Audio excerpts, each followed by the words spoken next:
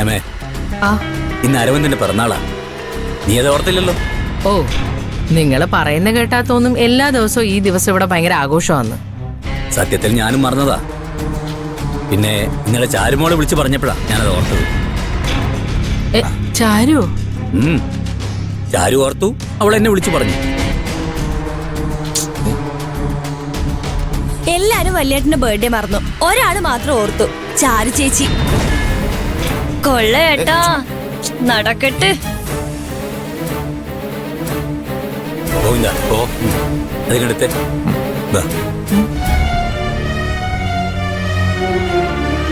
നിന്റെ ഒരു പിറന്നാളിനും ഞാൻ നിനക്ക് വേണ്ടി ഒന്നും ചെയ്തിട്ടില്ല. ഇന്ന് നീ പോയിട്ട് നിനക്ക് ഇഷ്ടമുള്ളതൊക്കെ വാങ്ങിച്ചോ. താങ്ക് യു അച്ഛാ.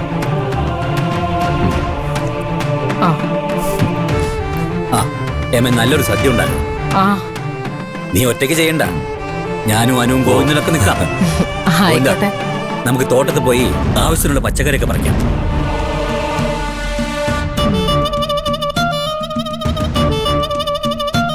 ചേട്ടാ, നമുക്കിന്ന് തകർക്കണം. ഒരു ഗംഭീരമായ ഷോപ്പിംഗ്. ഞാനും വരാം. ഞാനൊന്ന് റെഡി ആവട്ടെ, നമുക്ക് ഒരുമിച്ച് പോവാം. ഓക്കെ? ഇങ്ങേർക്കെന്താ വട്ടായോ? അങ്ങേർക്ക് വട്ടായതല്ല, അവൾ ഇളക്കി വിട്ടതാണെന്ന് നിനക്ക് മനസ്സിലായില്ലേ? എന്തായാലും നിനക്ക് കാശ് കിട്ടിയല്ലോ, നീ പോയിട്ട് എന്താന്ന് വെച്ചാ വാങ്ങിക്കും. പിന്നെ ഇപ്പോഴേ ഇതൊക്കെ കിട്ടും, ഇനി അങ്ങോട്ടൊന്നും കിട്ടില്ലെന്ന് അറിയാലോ അല്ലേ? മതിയോ? മതി, എടുത്തു. 5, 10, 15, 20, 25, 30, 45.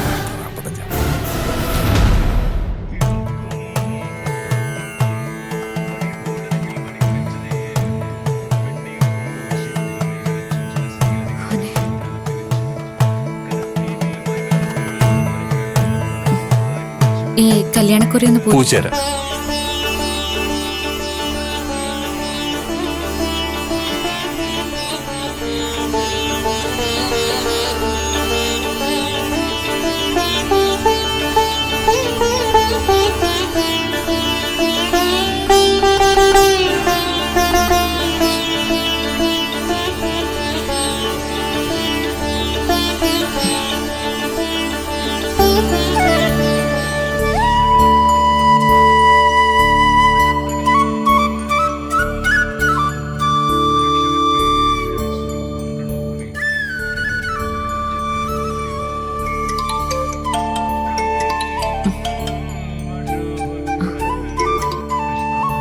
അക്കുച്ചേട്ടാ. കകുതി, നീ എവിടെ? അമ്പലത്തിൽ അക്കുച്ചേട്ടാ. ഇന്ന് അരവിന്ദേട്ടന്റെ പിറന്നാളല്ലേ? അരവിന്ദേട്ടന്റെ പിറന്നാളോ? ഇന്നോ? ഞാനാ ബാലമാമയെ വിളിച്ചു പറഞ്ഞത്. ആണോ? അല്ല, നീ ഇതൊക്കെ എങ്ങനെ ഓർത്തിരിക്കുന്ന കകുതി? ഞങ്ങള് സോൾമേറ്റ്സ് ആന്ന് ഇപ്പൊ മനസ്സിലായില്ലേ? സോൾമേറ്റ്സ് ഒക്കെ ആയോ? ആയി. അക്കുച്ചേട്ടൻ അറിഞ്ഞില്ലായിരുന്നോ? ഞാൻ അറിഞ്ഞു. അച്ഛനെ ആദ്യമായിട്ടാ അരവിന്ദേട്ടന് പിറന്നാളായിട്ട് കാശൊക്കെ കൊടുക്കുന്നേ. ഇഷ്ടമുള്ളതൊക്കെ വാങ്ങിച്ചോളാനും പറഞ്ഞു. ശരിക്കും? അതെ. ഞാൻ അരവിന്ദേട്ടനെയും കൂട്ടി ഒരു പർച്ചേസിന് പോകുന്നു, സെൻട്രൽ മോളില്. നീ അങ്ങോട്ട് വാ. ഞാനോ? പിറന്നാളായിട്ട് അരവിന്ദേട്ടന് ഗിഫ്റ്റ് കൊടുക്കാൻ കാക്കോത്തിക്കും ആഗ്രഹം ഉണ്ടാവൂലേ? എന്റെ മനസ്സിലിരിപ്പ് എങ്ങനെ മനസ്സിലായി? അതൊക്കെ മനസ്സിലായി. നീ എല്ലാം തീരുമാനിച്ചു വെച്ചിരിക്കല്ലേ? ഞങ്ങളൊരു 10-10:30 മാളിലുണ്ടാവും. ബൈ.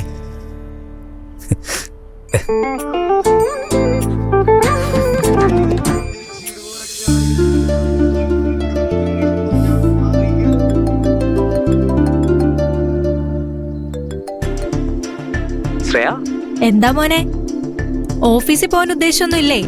എങ്ങനെ മനസ്സിലായി ഞാൻ ഓഫീസിൽ പോയില്ലാന്ന്? നിന്റെ കോളിംഗ് ടൈം തന്നെ.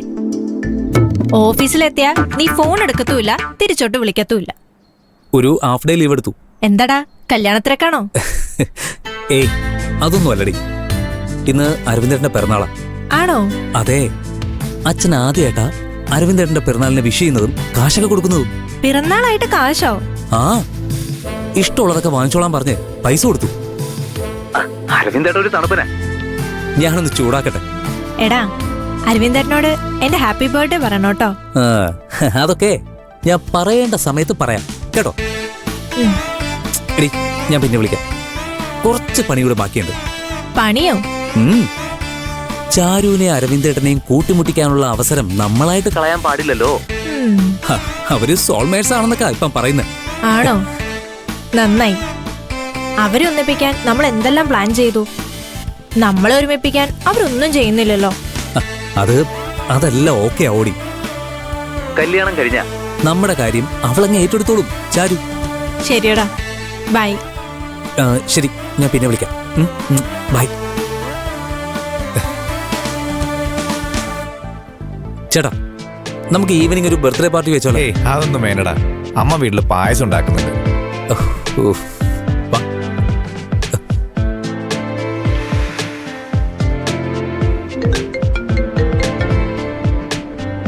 ഹലോ.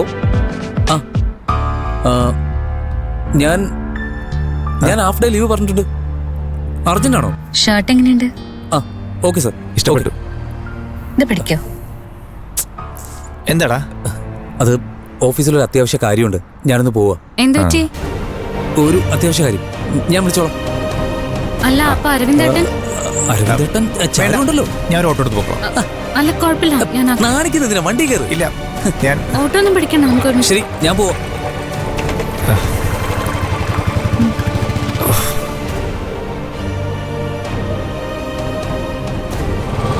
ആ പിന്നെ ഓൾ ദി ബെസ്റ്റ്. പോയിട്ട് വരാം.